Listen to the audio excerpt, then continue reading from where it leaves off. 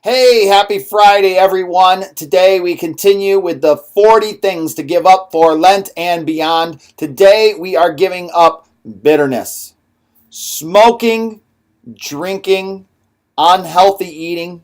These are all causes to many illnesses and physical ailments that we have. But I am more and more convinced each and every day that many of our physical maladies are the result of our spiritual condition. Many people are holding on to bitterness. And as bitterness takes root and grows within them over the days, the weeks, the months, and the years, that bitterness is manifested through physical ailments. You might be bitter towards a parent. You might be bitter towards a former spouse. You might be bitter towards a coworker or a supervisor. You might be bitter towards a brother or sister in Christ. You might even be bitter towards a pastor. But you cannot hold on to the bitterness. The only person your bitterness is hurting is yourself. It says in Hebrews chapter 12, verse 17, the root of bitterness springs up and causes trouble. Bitterness will make you sick.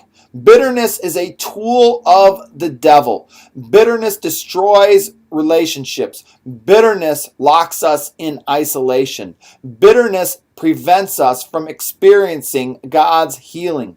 We need to strive to release ourselves of bitterness because nothing ever good comes from hanging on to it. Nothing, absolutely nothing. But bitterness is the way of the world. We see bitterness between rival political parties. We see bitterness between nations. We see bitterness where there is division within the church. We see bitterness within families. Bitterness seems to be a popular choice which we make. Bitterness is not an easy thing to let go of. You can only do it through the strength that God gives you in Jesus Christ. I was once told that a person who says forgiveness is easy has never forgiven anyone. It would have been easy for Jesus to hold on to bitterness.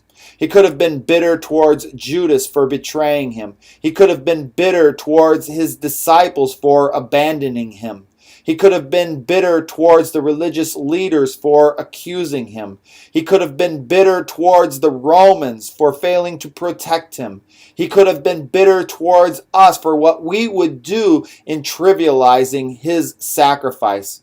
But instead of being bitter, Jesus chose love. Jesus chose to die for all of them. I find it interesting that Jesus was given bitter wine vinegar to drink upon the cross.